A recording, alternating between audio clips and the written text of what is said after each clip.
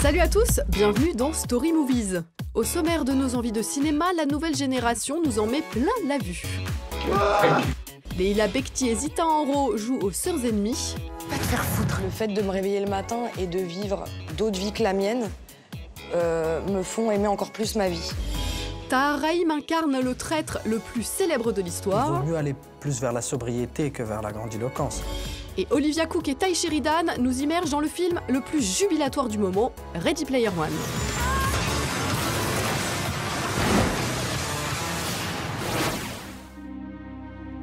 Imaginez un monde où tout est possible. Un univers numérique au sein duquel King Kong et la poupée Chucky côtoient le gentil géant de fer, Freddy, Godzilla et les héros du jeu vidéo Halo. Ce monde existe, Steven Spielberg l'a filmé.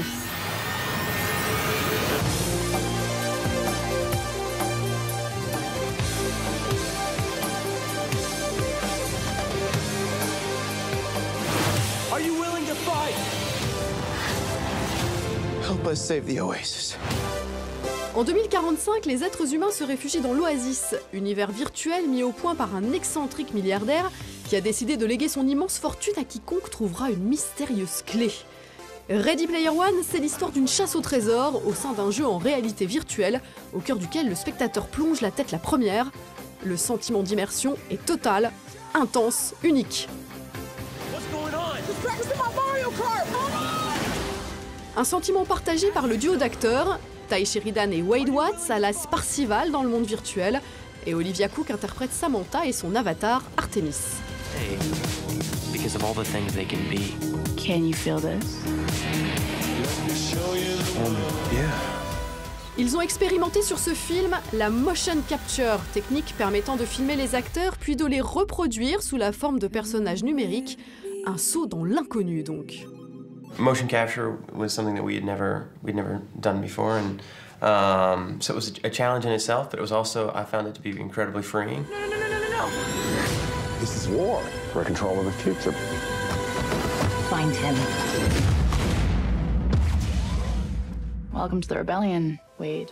Stephen and Adam Stockhausen, the production designer, had worked so tirelessly of creating these pre-visuals that we could see like a more crude image of the sets that we'd be inhabiting in the Oasis. When we were shooting in motion capture, we could actually jump into a VR headset that was tethered, that was spatially tracking inside the volume, and they could place us in those environments that we would, or raw versions or mock-ups of those environments that we would be walking in the final version of the films. So we take it together? Sure. Une plongée dans un océan de couleurs et de clins d'œil à la pop culture des années 80 et 90 que nous devons à Ernest Cline, 45 ans, geek et scénariste de l'adaptation de son propre roman paru en 2011 et traduit dans plus de 20 langues. Pour lui, s'immerger dans ce nouveau monde, celui des fonds verts, de la motion capture, bref, du blockbuster à 175 millions de dollars, fut grandement facilité par Monsieur Steven Spielberg lui-même. He came into his first meeting with a paperback copy of the novel filled with post-it notes and highlighted passages and was clearly such a fan of the book. So I had a just great experience and got invited to the set and got consulted during post-production and even got to give input on the songs. It was just the best experience. Dans cet univers où l'on roule en DeLorean au son des AA pour échapper aux dinosaures de Jurassic Park, attention cependant à ne pas surcharger son récit de référence. In a book, you would kind of have to spell out references or use dialogue references or kind of subtle references, all different kinds, to weave them into the story. But in a movie, the references can just be in the background, you know. They say a picture's worth 1,000 words, and a film is 24 pictures per second, so that's 24,000 words a second over 2.5 hours is more words than are in a novel, you know, but it all has to be conveyed visually. And And so all the references, I think, are all in the background. Some of them are in the foreground, but the ones that are in the foreground of the movie are directly linked to the plot, you know? So, but what Steven says is, you know, when you watch the movie, like the references and the pop culture is in the side view mirrors, but when you look straight ahead, it's the story and the characters and the adventure. I'll wave to you from the finish line. McFly. That went well. Parler avec Leila Bekti et Zita Enro, c'est s'offrir un sacré shoot d'énergie. C'est la même fougue, le même bagou qu'on retrouve chez Leila et sa cadette, très courtisée depuis son César du meilleur espoir féminin pour Fatima il y a 2 ans. T'as de nouveaux projets intéressants? Je vais faire le prochain film de Paul Brouzek. Y a pas un rôle pour ta sœur? Tu peux la soutenir un peu plus, Maman, non? s'il te plaît. T'aurais été parfaite pour le rôle. Action. Joyeuse dans la vie, perturbée à l'écran dans Carnivore, premier film signé par un autre duo d'acteurs, Jérémy Régnier et son frère Yannick. Dans ce thriller chic et sauvage, elles incarnent 2 sœurs comédiennes dont l'une vit dans l'ombre de l'autre.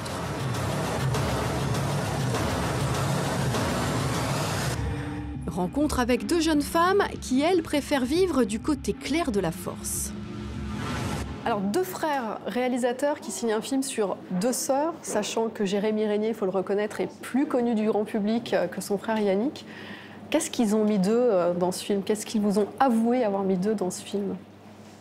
Alors, ils nous ont rien avoué, mais moi, je pense qu'ils ont mis leur audace. Je pense qu'ils ont mis leur amour, parce que c'est une histoire de sœurs qui s'aiment, alors qui s'aiment mal, hein, mais qui s'aiment. Sur le tournage, vous avez senti que l'un prenait l'ascendant sur l'autre ou qu'au contraire, il y avait un parfait équilibre dans leur façon de diriger? Ou est-ce qu'il y en a un qui était plus à l'aise avec la direction d'acteur quand l'autre était peut-être plus à l'aise... Au revoir la mouche. Est-ce que vous avez senti, oui, que c'était vraiment une paire inséparable? En fait, c'était, je pense, selon les besoins qu'on avait et eux, en fait, leur instinct sur des scènes ou des directions. Donc, il y en avait un qui venait, qui disait quelque chose... Puis après, l'autre venait. Puis il n'y avait pas de problème d'ego entre eux. Il y avait beaucoup de bienveillance. Ils réalisaient le film à 2, ils prenaient les décisions à 2. Et ça, c'est génial aussi pour nous, acteurs. On n'a pas besoin de se dire « Merde, on est peut-être un peu trop allé voir Yannick, il faudrait aller voir Jérémy. » Ouais. Et du coup, non, ça s'est passé comme une lettre à la poste. J'adore cette expression. Et j'avais fait un pari. Et j'ai réussi. Vous l'avez cassé. Voilà. Je suis obligée de la garder au montage. Ouais. Pas mal. Ouais. Pas mal. S'il te plaît, Sophie, mais je gagne mon pari. Je trouve qu'au fur et à mesure du tournage, comment je l'ai ressenti, c'était pas conscient, mais j'étais encore plus en demande de... Moi, j'aime bien.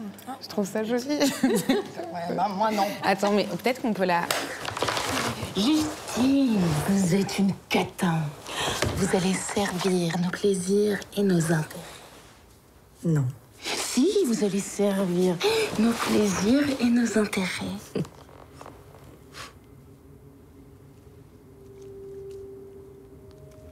Tu me fais mal. Tu me fais mal, ça. Le titre du film, c'est Carnivore. Donc il y a un côté pas se faire bouffer, donc une sœur bouffe pas l'autre. Mais c'est aussi un métier qui bouffe certaines personnes. Oui, ça bouffe votre sûr. personnage. Vous, c'est pas du tout quelque chose que vous avez expérimenté? Moi, je pense... Alors, c'est mon humble avis, hein, mais je pense que, par exemple, les gens qui se sont fait bouffer par ce métier, c'est pas le métier qui les a bouffés, c'est des choses qu'ils n'ont pas réglées. Et à force de fuir, ça te revient dans la tronche, que tu le veuilles ou non. Et moi, c'est vrai que j'ai pas de... Après, je touche ma tête, mais ouais, j'ai pas le sentiment de faire un effort pour, par exemple, garder les pieds sur terre. Ou, je suis consciente de ma chance de vivre de ma passion, ce qui n'est pas donné à tout le monde. Et voilà, j'essaie de faire ce métier du mieux que je peux et de profiter aussi de ma vie à moi, parce qu'elle est aussi importante, quoi. Il y a beaucoup de comédiens et de comédiennes qui disent qu'ils ont choisi de devenir acteurs pour réparer quelque chose. Et j'ai l'impression que vous deux, vous n'êtes pas du tout dans ce... Si, le fait de me réveiller le matin et de vivre d'autres vies que la mienne me font aimer encore plus ma vie. Mais après, je pense que c'est très inconscient et je répare sûrement quelque chose. Je sais pas quoi, mais je suis pas pour ouvrir toutes les fenêtres, moi. Zita, vous, votre personnage, on sent que tout est arrivé très vite pour elle. Et en ça, on peut établir un petit parallèle avec ce que vous vivez. Vous avez l'impression, parfois, que c'est arrivé trop vite Sam, elle me fait peur parce qu'en fait, elle a quelque chose de tellement abîmé et une façon de vivre son métier, mais c'est très douloureux pour elle. Et c'est vrai que, par exemple, en rencontrant Leïla, donc dans le travail, mais surtout intimement, je vois comment, je me permets, hein, je vois comment Leïla vit ce métier. Et c'est vrai que c'est là que j'ai envie d'aller. J'ai envie d'aller dans une direction qui est de vie qui soit douce et qui soit vers les autres. En tout cas, j'ai envie de le vivre comme une joie et pas comme une tannée. Oh, mais merci. Merci Sophie. Un plaisir. Merci.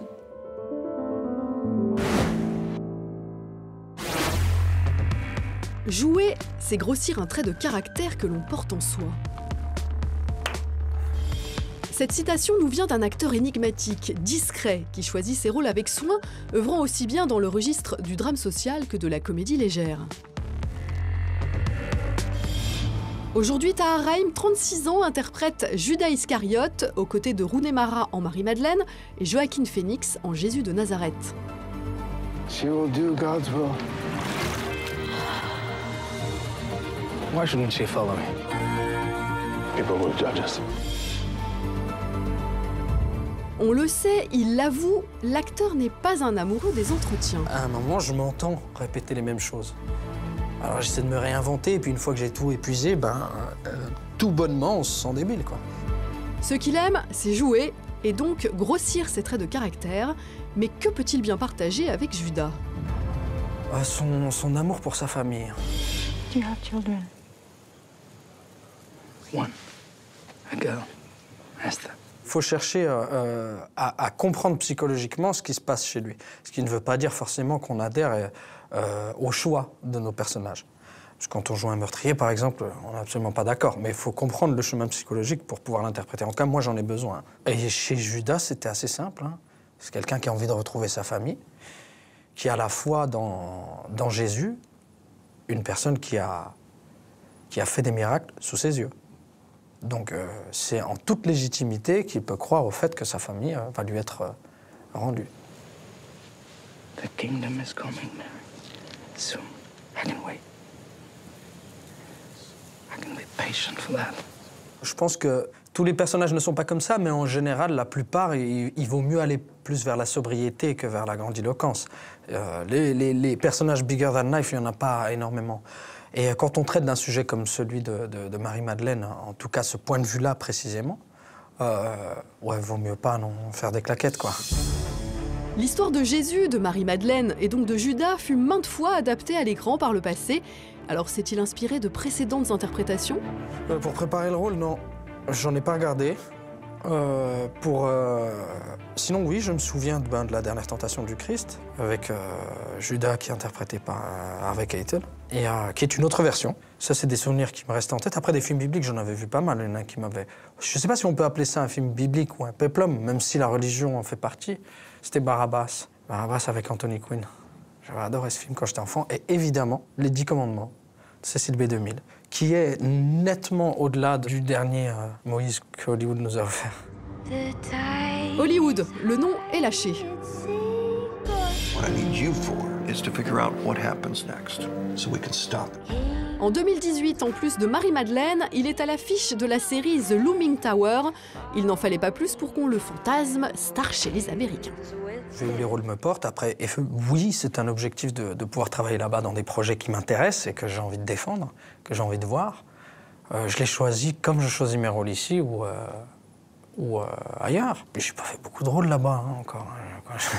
C'est vrai qu'en tout cas pour moi c'est exceptionnel et peut-être que les gens le vivent de la même façon. Je pense qu'il y a un fantasme général autour de l'envie de voir nos acteurs aux États-Unis. Puis c'est plutôt encourageant, puis c'est touchant. Après, beaucoup de superlatifs sont utilisés et j'y suis pas encore.